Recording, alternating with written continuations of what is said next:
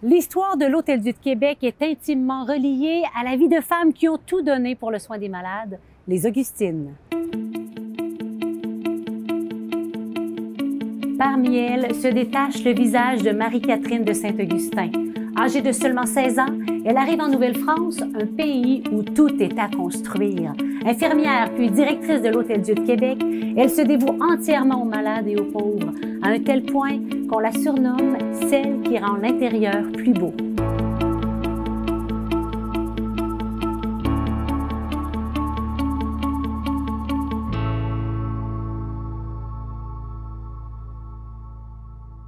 Catherine Simon de Lompré a vu le jour le 3 mai 1632 à Saint-Sauveur-le-Vicomte, en Basse-Normandie. Elle naît de parents nobles et chrétiens.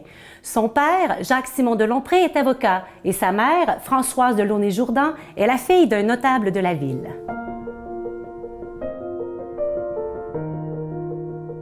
Dès son enfance, une petite fille très pétillante de vie, très vive d'esprit aussi. On voit chez elle une curiosité aussi de comprendre, d'apprendre. Elle questionne sa grand-maman sur des questions de grande profondeur aussi. C'est une fille qui aime bien paraître aussi. Elle le note. Elle aime plaire. Elle aime plaire.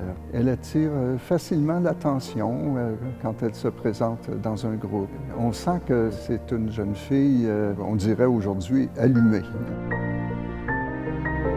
Elle est adoptée dès l'âge de 1 an, entre 1 an et 2 ans, nous dit-on. Ce sont les grands-parents maternels qui assurent son éducation.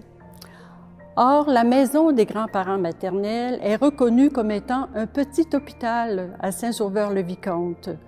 Alors, la jeune Catherine vit déjà dans ce milieu d'une charité, je dirais, un peu extraordinaire. Elle va faire là, dans cette maison, non seulement l'apprentissage de sa vie chrétienne, si on veut, mais aussi la générosité. Ouais. Elle apprend son premier métier d'hospitalière, au fond, chez sa grand-mère.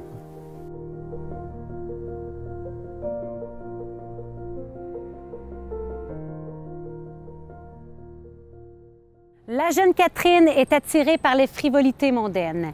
Elle aime plaire aux gens et est dotée d'une belle éloquence. À ce moment, rien ne la destine à la vie religieuse. Elle tente même de faire taire la voix intérieure qui l'attire vers Dieu. Un songe mystérieux vient tout bouleverser. Elle voit un homme armé d'un grand couteau qui la poursuit. Évidemment, elle a peur.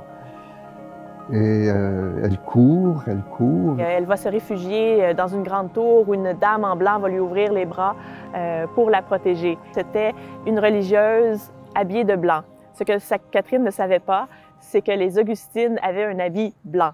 Mais elle n'avait jamais vu encore le costume d'Augustine. Et lorsqu'elle est arrivée à la porte du monastère de Bayeux, à l'âge de 12 ans et demi, elle va reconnaître dans le visage de la supérieure de Bayeux cette même femme qu'elle avait vue en songe et qui l'avait protégée. Et même si elle dit « je viens simplement pour voir », elle sait que c'est une confirmation de cet appel intérieur de donner sa vie, d'offrir sa vie à la suite de Jésus, mais dans cette communauté d'Augustine hospitalière à Bayeux.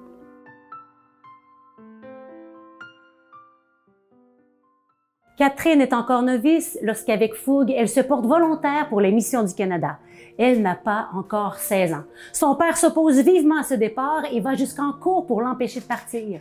Face à la détermination de sa fille, il retire les procédures en justice. C'est comme ça qu'elle grandit avec cette idée de venir ici, si bien qu'elle va dire à la maîtresse des novices à un moment donné « Je ne quitterai pas ce monastère, vous ne m'enleverez pas l'habit et je ne sortirai pas d'ici si ce n'est que pour aller en Canada. » C'est donc le 31 mai 1648 qu'à bord du navire Le Cardinal, Catherine, maintenant sœur Catherine de Saint-Augustin, embarque pour un voyage pour le moins désastreux.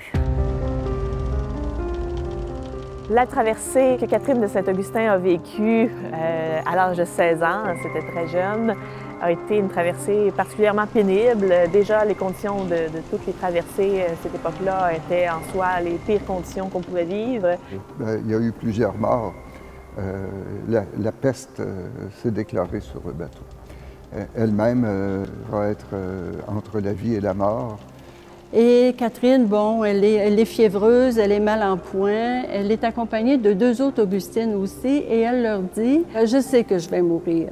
Je sais que je vais passer dans l'au-delà. Je ne vais pas bien, mais je préférerais être seule pour ce moment. »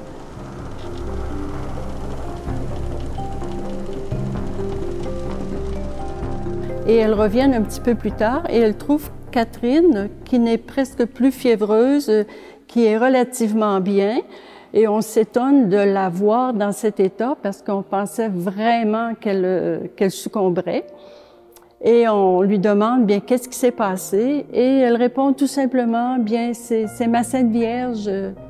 C'est ma Sainte Vierge qui m'a guérie. Elle me dit que même si on n'est pas terminé sur cette terre, il faut que je demeure encore quelque temps ici.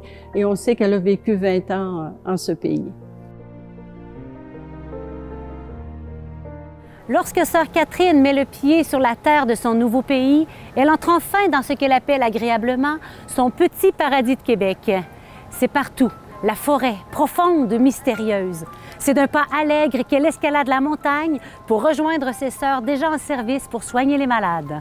Catherine est renommée pour être une hospitalière, une infirmière de très haute qualité. On la voyait vraiment comme ayant un certain charisme auprès des malades.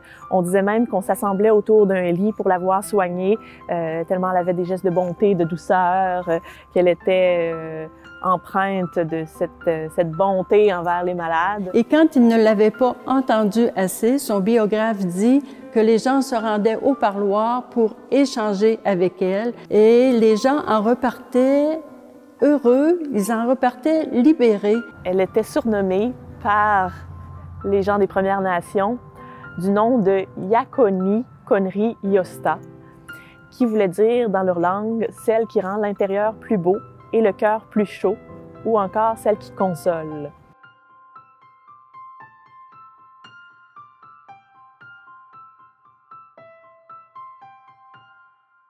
Très vite, il n'y a pas juste le soin des malades qui va l'occuper, mais aussi on va lui donner la charge d'administration.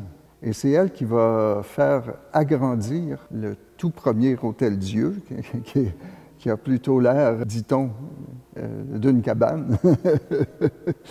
Et elle va entreprendre l'agrandissement, la construction d'une salle pour accueillir les malades, la partie réservée aux religieuses et d'une chapelle. Elle va s'occuper de la gestion de l'Hôtel-Dieu pendant près d'une dizaine d'années.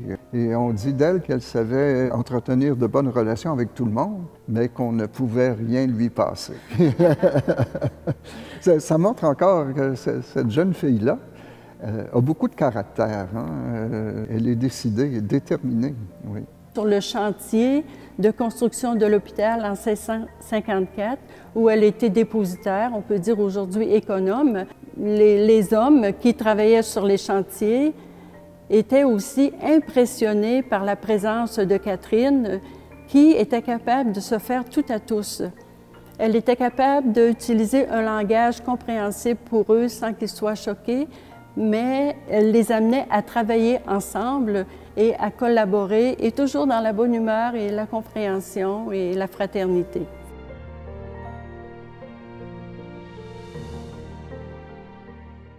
Sœur Marie-Catherine est en proie avec des souffrances intérieures indescriptibles qu'elle garde secrètement en elle, à un tel point que personne ne peut s'imaginer de ce qui se trame dans le théâtre de son âme.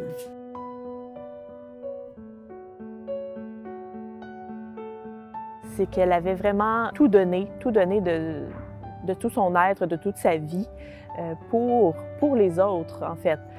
Ce don-là d'elle-même est à la base soutenu par son amour.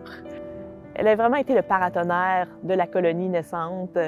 Elle portait en elle la souffrance de ces personnes qui qui étaient proches d'elle, qui étaient sur son chemin, mais elle les portait par grâce intérieure, parce que intérieurement, elle se sentait appelée à offrir sa vie pour ces catégories de personnes qui lui semblaient loin. Elle accepte de porter les souffrances que les autres vivent, mais c'est sûr qu'il y a des répercussions sur elle. Tout vient fondre en moi comme des vents contraires qui battent un navire, de tous côtés au plus fort de l'orage.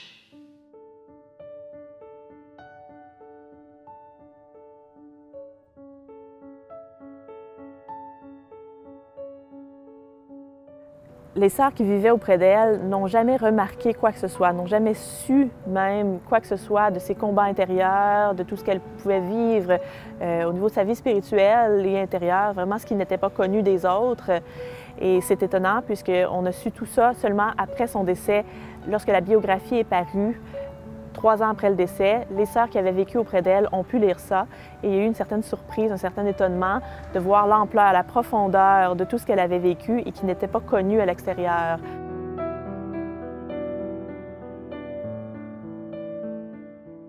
Tout en ayant un pied dans l'au-delà puis un pied sur terre, là, en fait, elle a toujours eu les 2 pieds sur terre. Une femme de bon jugement, Monseigneur de Laval la consultait fréquemment sur les décisions qu'il devait prendre. Il avait une confiance absolue dans Catherine de Saint-Augustin.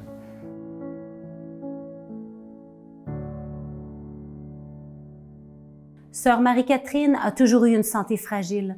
Au matin du 8 mai 1668, elle crache du sang. La fièvre commence. Elle a de grandes douleurs dans la poitrine. Elle rend son dernier souffle en chantant un dernier hymne à Dieu. Lui qu'elle a vu à travers les malades, dont elle a pris soin avec tant de cœur. Elle s'éteint à l'âge de 36 ans. Elle était malade depuis 15 jours, 3 semaines, mais le 7 au soir, elle s'est mise à aller de mal en pis.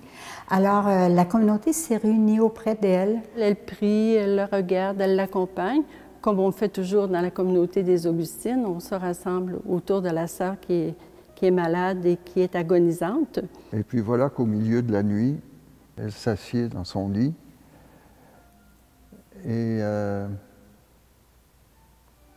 elle semble guérie. Les sœurs prennent les pulsations, tout est beau, la fièvre a disparu. Alors les sœurs n'en reviennent pas. Alors Catherine entonne le Te Deum, qui est un chant de louange à Dieu.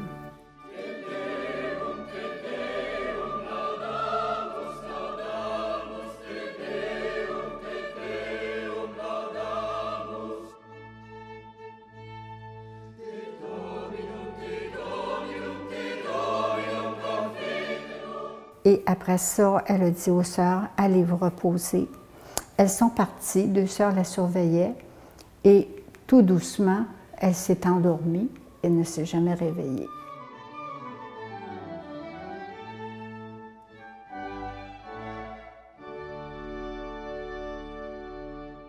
Nous sommes ici dans la chapelle des Augustines, devant la châsse qui contient les reliques de la bienheureuse Marie-Catherine de Saint-Augustin.